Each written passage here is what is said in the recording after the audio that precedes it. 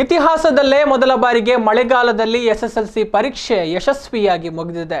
ಹಲವು ಆತಂಕಗಳನ್ನು ಎದುರಿಸಿದ ಈ ಬಾರಿಯ ಪರೀಕ್ಷೆಯಲ್ಲಿ ಕೊರೋನಾ ಹಿನ್ನೆಲೆಯಲ್ಲಿ ವಿದ್ಯಾರ್ಥಿಗಳ ಭಾಗವಹಿಸುವಿಕೆ ಆತಂಕ ಸೃಷ್ಟಿಸಿತ್ತು.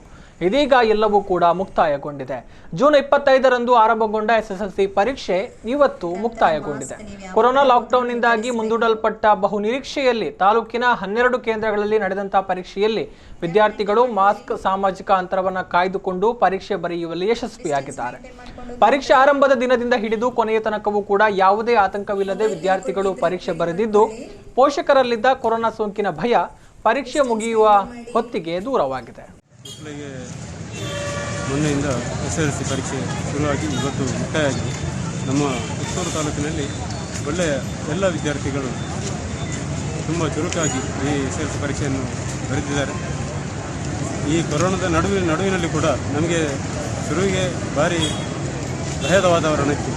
ಈಗ ನೋಡುವಾಗ ಈ ಪುತ್ತೂರಲ್ಲಿ ಶ್ರೀ ಮಹಾಲಿಂಗೇಶ್ವರನ ದಯೆಯಿಂದ ಆಗಿರ್ಬೋದು, ಅದೆಲ್ಲ ದೂರ ಹೋಗಿ ಮಕ್ಕಳು ಸುರಕ್ಷಿತವಾಗಿ ಎಲ್ಲ ಮಕ್ಕಳಿಗೆ ಯಾವುದೇ ತೊಂದರೆ ಇಲ್ಲದಾಗಿ ಶ್ರೀ ದೇವರ ಅನುಗ್ರಹದಿಂದ ಎಲ್ಲ ಅದು ನೆರವೇರಿದೆ.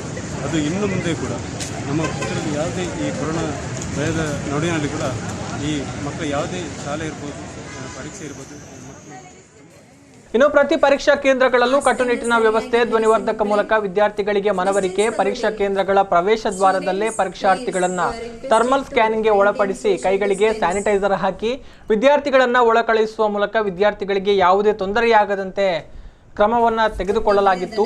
ಪರೀಕ್ಷೆ ಬರೆದು ಮುಗಿಸಿದ ನಂತರವೂ ಕೂಡ ಒಂದೊಂದೇ ಕೊಠಡಿಯ ವಿದ್ಯಾರ್ಥಿಗಳಿಗೆ ಕ್ರಮ ಪ್ರಕಾರವಾಗಿ ಹೊರಹೋಗಲು ಅವಕಾಶ ಮಾಡಿಕೊಡಲಾಗಿತ್ತು. ಹೀಗಾಗಿ ಎಲ್ಲೂ ಕೂಡ ವಿದ್ಯಾರ್ಥಿಗಳು ಗುಂಪುಗೂಡುವಂತಹ ಪ್ರಮೇಯ ಕಂಡು ಬಂದಿರಲಿಲ್ಲ.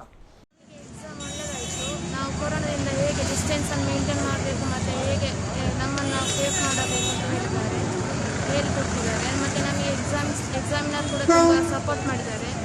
ಹೇಗೆ ನಾವು ಅವರು ಆಗಾಗ ಬಂದು ಸ್ಯಾನಿಟೈಸರ್ ಎಲ್ಲ ಹಾಕ್ತಿದ್ರು ಮತ್ತು ನಮ್ಮನ್ನು ನಾವು ಹೇಗೆ ರಕ್ಷಿಸ್ಕೊಳ್ಬೇಕು ಅಂತ ಹೇಳಿದ್ದಾರೆ. ನಮಗೆ ಕೊರೋನಾ ಫಸ್ಟ್ ಡೇ ಭಯ ಇತ್ತು, ಎಕ್ಸಾಮ್ ಬರುವಾಗ ಮತ್ತೆ ಭಯ ಇರಲಿಲ್ಲ. ಮತ್ತು ಅವರು ಹೇಳಿದರು ಭಯ ಬರಬಾರ್ದು, ನೀವು ಡಿಸ್ಟೆನ್ಸ್ ಮೇಂಟೈನ್ ಮಾಡಬೇಕು, ಫಸ್ಟ್ ಡೇ ಗೊತ್ತಾಯಿತು ಅಂತ. ನೆಕ್ಸ್ಟ್ ಹೇಳಿದರು ನಿಮಗೆ ನಿಮ್ಮ ಪೇರೆಂಟ್ಸ್ ಬರ್ತಾರೆ ಅಂತ ಹೇಳಿದ್ದಾರೆ, ಅವರನ್ನು ಕರ್ಕೊಂಡು ಹೋಗ್ಬೇಕು ಅಂತ ಹೇಳಿದ್ದಾರೆ.